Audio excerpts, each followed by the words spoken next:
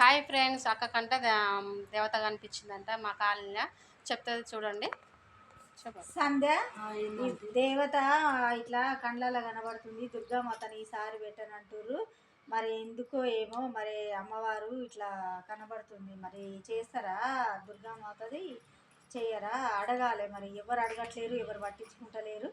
అమ్మవారిని ఏమనుకుంటుర్రో ఏమో తెలియట్లేదు.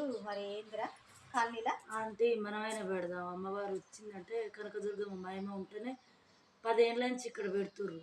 ఇప్పుడు పెట్టకపోతే అమ్మవారు ఎవరినైనా ఆగం చేస్తుంది. దేవుళ్ళతోటి ఆటలు ఆడొద్దు. మనం అందరం కలిసి అందరికి చెప్పి పెడదాం ఆంటీ. ఖచ్చితంగా ఇక్కడనే పెడతారా? ఇక్కడనే మా కాలనీలే. మీ ఇంటి పక్కన ప్లాట్ ఉంది, అందులో పెడదాము. అలా పెడదామా ఆంటీ? ఖచ్చితంగా ఎంతైనా గణేష్ని అడిగి అందరం కలిసి పోయి అడిగి ఆయన ఫోన్ చేసి పిలువనంపి పెడదామని అనుకుంటున్నాం. కాలనీలో 9 ఏళ్ళ నుంచి మాలేసుకొని పూజ చేసి అమ్మవారి ప్రతి ఒక్కటి ఆ గణేష్ అనే అబ్బాయి టీం కలిసి చేసేది. వాళ్ళు ఇప్పుడు చేస్తలేరు. మనం అందరం ఇంకా అమ్మవారు తిరుగుతుందంటే కాలనీలో ఎవరికి నష్టం జరిగినా బాధ. అందరం కలిసి మాట్లాడుకొని మీ పక్కన ప్లాట్లనన్నా అక్కనన్నా ఏమన్నా ఒక్కడ ఖచ్చితంగా తిరుగుద్ది. నేను అమ్మవారిని కూర్చోబెట్టి దగ్గరకు వస్తుంది టైం.